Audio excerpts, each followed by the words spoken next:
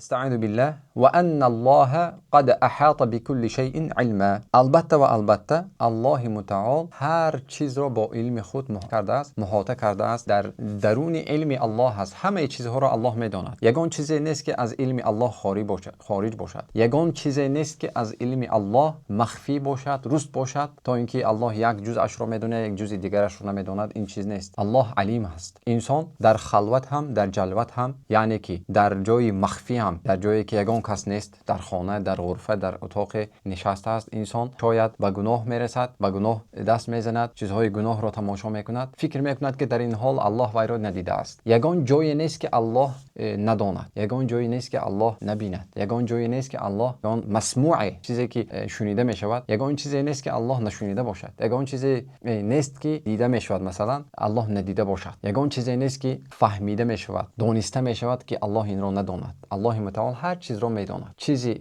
واجب را میداند و محال را هم میداند و چیزی ممکن را هم میداند. الله متعال